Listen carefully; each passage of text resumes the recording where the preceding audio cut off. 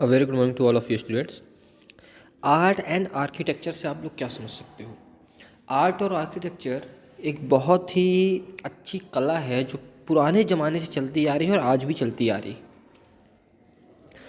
Art और architecture जितने भी किंगडम्स आई हैं, हम लोगों ने बेसिकली अभी इस चैप्टर में साउथ किंगडम के बारे में पढ़ा है। तो जितनी भी किंगडम्स आई हैं साउथ में, वो सारी किंगडम्स आर्ट और आर्किटेक्चर में कुछ ना कुछ अपना कर्तव्य जरूर दिखाती थी। मीन्स कुछ ऐसे टेम्पल्स बनवाती थी जो यूनिक थे, या कुछ उनकी ऐसी कलाएं होती थी जो उनकी पहचान बनी। इसी प्रकार से जो Cholas carried on the architectural traditions of the Pallavas, but the imposing gateways to the temple known as Gopurams was their special style। अब जो चोलास थे उनके भी कुछ आर्किटेक्चरल ट्रेडिशन हुआ करते थे। कैसे ट्रेडिशन थे इनके? ये टेम्पल्स बनवाते थे। कैसे टेम्पल्स? गोपुराम्स की तरह। वो उनकी एक स्पेशल स्टाइल थी। ये डायग्राम में आपको जो दिख रहा है ना, स्टेचू ऑफ नटराज, ये चीज़ें। The Rajarajeshwara temple of Tanjore and the various temples at Gangaikonda, Cholapuram, built by the Cholas, are the finest example of architectural excellence। ये जो कुछ टेम्पल्स थे उस समय के, ये चोलास किंगडम के क्या थे? आर्किटेक्चर को बयान करते थे। चोलास किंगडम के आर्किटेक्चर को बयान करने का मतलब क्या था कि चोलास किंगडम में क्या कला थी, कितना हुनर था, इस चीज़ को बताते थे। The Chola king gives large donations of money and land for the building and maintenance of temples। दूसरी इनकी प्रॉपर्टी क्या थी? आर्ट और आर्किटेक्चर में जो भी बिल्डिंग और टेम्पल बनते थे, इसके लिए चोला क्या करते थे? बहुत बड़े बड़े डोनेशंस दिया करते थे।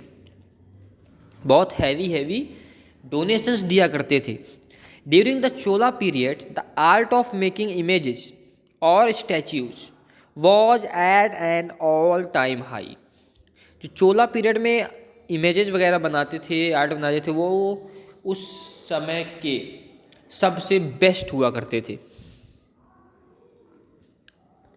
या हम ऐसा बोले कि आज तक के सबसे बेस्ट है।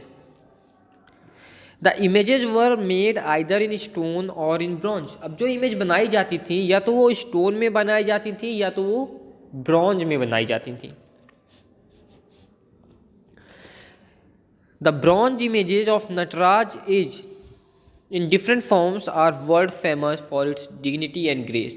जो नटराज की इमेज है ये वर्ल्ड में फेमस है अपनी डिग्निटी के लिए, अपनी इमेज के लिए। The walls of the temples were decorated with sculpture and with scenes depicting both gods and men। जो टेम्पल की वॉल्स हुआ करती थी, इनको डेकोरेट किया जाता था ऐसे सीन से जो गॉड और मैन दोनों के बारे में बताती हूँ।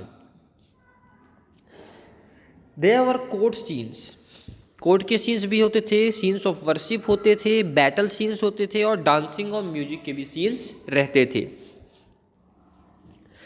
इसके बाद हम लोग बात कर लेते हैं जो लिटरेचर है। लिटरेचर का महत्व अपना अलग होता है हर जगह पे। लिटरेचर का अपना एक हर जगह पे अलग महत्व हुआ करता है। Literature, Sanskrit and Tamil were the two languages that made progress during the Chola period. Chola period में दो लैंग्वेज बहुत तेज़ी से बढ़ती है। कौन कौन सी लैंग्वेज? एक संस्कृत और दूसरी Tamil. Kamban translated the famous epic Ramayana in Tamil. Kamban ने क्या काम किया? जो रामायण थी उसको तमिल में ट्रांसलेट कर दिया। The famous epic of the south were Silappadikaram and Manimekalai। These epics occupy a high place in Tamil literature and are rivers like the Ramayana and the Mahabharata। इस प्रकार से रामायण और महाभारत पूरे फेमस थी, उसी प्रकार से साउथ की भी कुछ एपिक्स थी जो बहुत ज़्यादा फेमस थी। These epics also provide valuable information on South Indian history of early period। ये कुछ ऐसी epics भी थी जो साउथ की इंडियन हिस्ट्री के ऊपर लिखी हुई थी या साउथ इंडियन हिस्ट्री के ऊपर बहुत सारी इन्फॉर्मेशन प्रोवाइड कराती थी। The period from 8th to the 10th century had been the period of revival and rebirth in the history of South Indian। जो 8th से 10th का पीरियड था वो क्या था, रीबर्थ हुआ था साउथ इंडियन की हिस्ट्री का। During this period progress was made in the political, cultural and religious area as well as in art and architecture and trade. अब इस पूरे पीरियड में क्या क्या हुआ था, पॉलिटिकल व्यू बढ़े थे, कल्चरल बढ़ा था, रिलीजियस एरियाज में प्रोग्रेशन हुआ था, आर्ट, आर्किटेक्चर और ट्रेड में भी प्रोग्रेशन हुआ था। From this point of view this period can be said to be the glorious period of socio cultural excellence.